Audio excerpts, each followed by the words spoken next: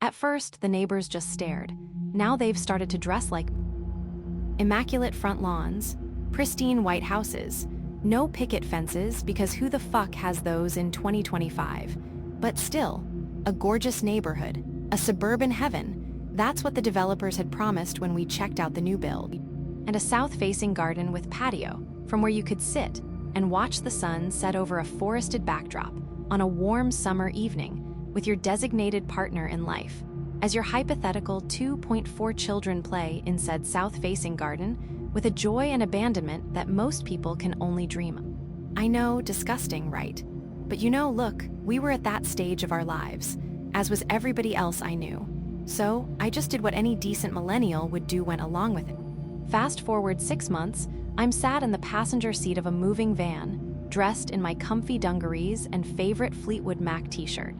My denim jacket is draped over the headrest. Ronan's driving, still wearing that stupid grin he had when we first checked out the property, that stupid grin he always seems to have, and a plaid shirt and chinos. His sports jacket draped over his headrest. I know, horrendous outfit, right?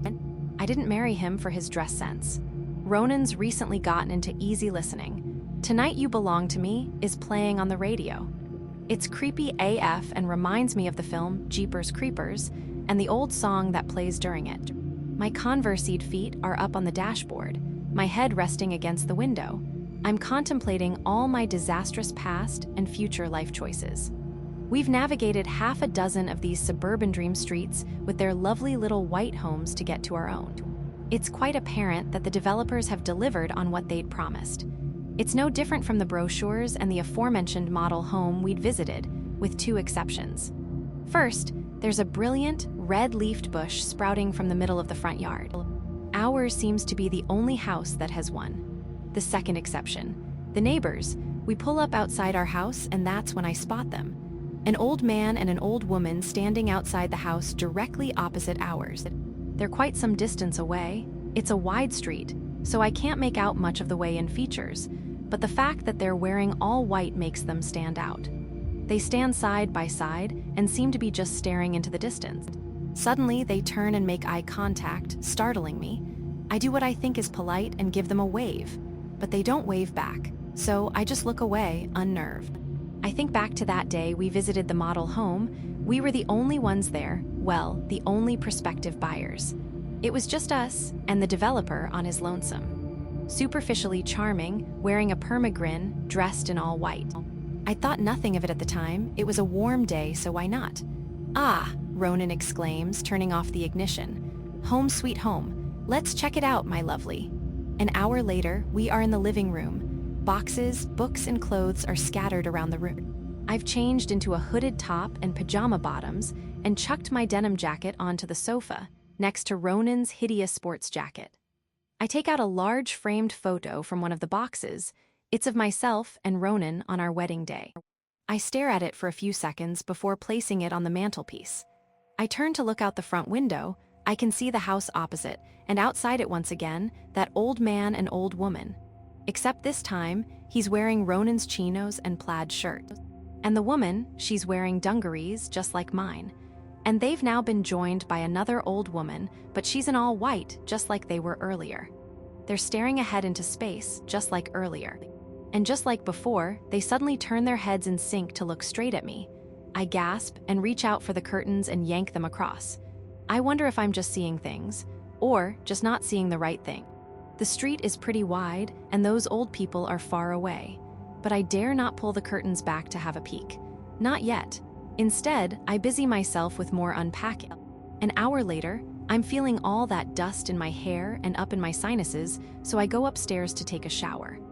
The bathroom gets all steamed up and I open the window, and there they are, the 3 of them staring ahead. The other 2 are dressed as before, but now the third lady, she's wearing my hooded top and pajama bottoms. Ronan, I yell. Ronan! The elderly gang look up and at me. I slam the window shut. Enter Ronan. What's up, my lovely? Then he senses something. Up. Hey. You okay? He asks. I gesture to the window. Just look, open it. He frowns, complies, peers out. What am I looking at exactly, my lovely? He asks. I take a look. The streets are empty. I slam the window shut. Dinner time. Ronan makes a mess and a lot of noise when he's eating. He loves it. But I've no appetite.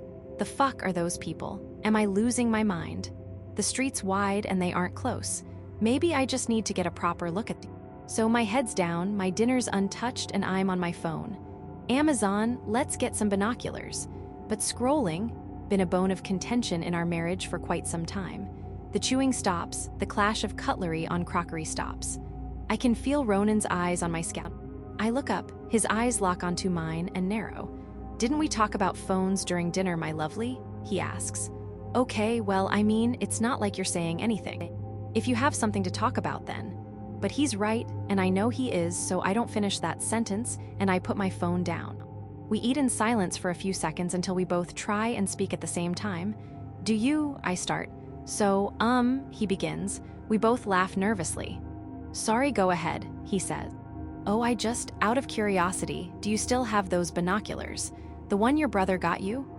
That stupid grin returns to his face, but it's taken on some wryness. I've been rumbled, and that pisses me off. Look, Ronan, it's not funny. He points at me, finger quavering. I see dead people, he whispers. I mean, if they appear and disappear, then they have to be ghosts. I yell. I'm pissed off, and then immediately embarrassed as soon as I say my ridiculous theory out loud. I try to speak a bit more calmly. Aren't you worried about someone watching us? I figure it's probably best not to mention they also appear to be dressing like us. Watching? He shrieks in a high-pitched whisper. I think it's Gollum he's going for. They're watching me? I push my plate away and stand up. It's not lost on Ronan. Oh, Stevie, my lovely, he stammers. I'm sore. I storm out before he can apologize and try and explain himself. I head for the living room and slam the door behind me. I lean against it, close my eyes, and take a deep breath in. All my disastrous life choices, past and future, appear before me like a slideshow from hell. I breathe out. I open my eyes. The room's still a mess from unpacking. I glance at the window, then up at the wedding photo up on the mantelpiece, Ronan in his three-piece suit, me in my white dress. We do look good. Well, we did. On that day. My eyes shift back to the window. I march over to it, determined. Determined to do what? I don't know, but for a few seconds I feel determined. I yank the curtains open. To look down upon an empty street. No elderly gang, no neighbors, nobody. The next day I'm sat on the toilet, knickers round my ankles, barefoot, scrolling through Reddit. AMA, AITA, all the acronymized fun it can offer. Suddenly, my phone rings, a rare occurrence these days. I answer it. Hello? Amazon delivery for you. Thanks, just leave it by the door. A few seconds later, I hear a car pull away. I finish my bathroom business and make my way down to the front door. I open it, there's the box on the ground, but it's clearly been tampered with. I can see the binoculars I ordered last night amongst the pieces of styrofoam. I pick them up and survey them. The lenses, they've been scratched. I can't see a thing out of them. I don't dare look across the street and instead hurry back indoors. A few hours later, and I'm doing it again. Marching, determinedly, this time, for the first time, across the street. The cadence of my stilettoed heels clip-clopping on the ground indicate determination. I've splashed on a bit of makeup on. I've ditched the baggy clothes for a white cardigan and floral dress. I'm carrying a cake box, and inside this cake box is cake. Carrot cake, specifically. It's time to meet the neighbors. I'm marching across the street determinedly, but I'm also shitting it just a bit. And I almost completely crap myself when I come to the front yard of the house across the street. It's got the same brilliant red bush sprouting out of it, just like ours. How is that possible? It hadn't been there when we moved in. At least I hadn't seen it. The street is wide, but not that wide. I should have been able to see it. I walk up to the front door. Deep breath. I ring the doorbell. No answer. I knock. I wait. No answer. I go over to the window. Knock. No answer. Curtains are drawn, back to the front door. Hand on the door handle, it opens. Hello, I call out as I enter the hallway. I'm just across the road. We just moved in.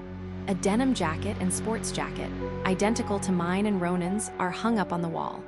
I reach out to touch them. They feel the same as ours too. I can hear faint music coming from within the house, a tune I've heard before. I walk into the living room, and the music's louder. It's "Tonight You Belong to Me." The layout of the living room is identical to ours, but there are no boxes. It's not far off what we saw when we checked out the model home, but it's now also well decorated and homely. Some flowers from the bush outside are in a vase on the mantelpiece, and above the mantelpiece is our framed wedding photo, except someone has cut out mine and Ronan's faces. I scream, the cake falls from my hands, and I run. I seem to take an age to sprint across the street. It seems wider than ever. Or maybe it's because you can't really sprint in stilettos. I don't know. I just need to get inside and away. I'm inside, gasping for breath.